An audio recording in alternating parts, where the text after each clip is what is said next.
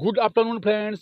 Lakes industries quarter 3 दिसंबर 24 के नतीजे आज दोपहर जारी कर दिए। कंपनी का कुल रेवेन्यू क्वार्टर 3 दिसंबर 24 में 549 करोड़ रहा, जबकि पिछले साल दिसंबर 23 में कंपनी का कुल रेवेन्यू 449 करोड़ रहा था। वहीं क्वार्टर 2 सितंबर 24 में 667 करोड़ कुल रेवेन्यू दर्ज हुआ था। दिसंबर 23 से दिसंबर 24 यानी वार्षिक आधार पर देखें तो कंपनी के रेवेन्यू में लगभग 22.28% की वृद्धि हुई है, जबकि क्वार्टरली स्तर पर लगभग 18% की कमी रेवेन्यू में क्वार्टर 3 दिसंबर 24 में देखा जा सकता है। टोटल एक्सपेंसेस 513 करोड़ रहा, जबकि पिछले साल दिसंबर 23 में 426 करोड़ रहा था।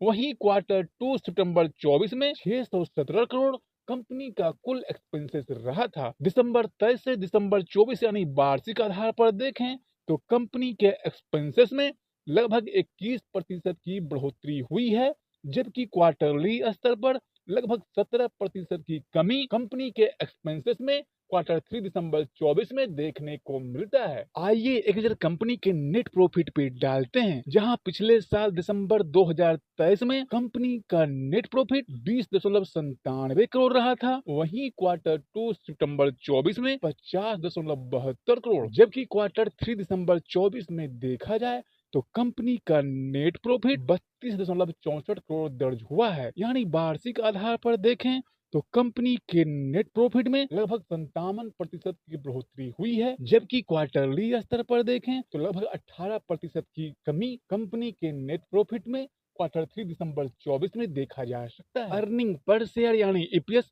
जहां पिछले साल दिसंबर 23 में 6.97 रहा था, वहीं क्वार्टर 2 सितंबर 24 में 16.87, जबकि क्वार्टर 3 दिसंबर 24 में देखा जाए तो कंपनी का कुल ईपीएस 10.85 दर्ज हुए हैं। यानी वार्षिक स्तर पर देखा जाए तो कंपनी के ईपीएस में लगभग 41% की बढ़ोतरी हुई है, जबकि क्वार्टरली स्तर पर लगभग 36% की कमी कंपनी के ईपीएस में देखने को क्वार्टर 3 दिसंबर 24 में मिलता है। मिलाकर देखा जाए तो लेक्स इंडस्ट्रीज क्वार्टर 3 दिसंबर 24 के नतीजों में जहां वार्षिक स्तर पर रेवेन्यू, नेट प्रॉफिट और ईपीएस में शानदार ग्रोथ करती हुई दिखती है, वहीं क्वार्टरली स्तर पर रेवेन्यू, नेट प्रॉफिट और ईपीएस में बहुत ही कमजोर प्रदर्शन करती हुई दिखती है। यानी लेक्स इंडस्ट्रीज ने बहुत शानदार तो नहीं पर औसत रिजल्ट पेश किए हैं। लेक्स इंडस्ट्रीज क्वार्टर 3 दिसंबर 24 के नतीजों पे यह मेरा व्यक्तिगत दृष्टिकोण है।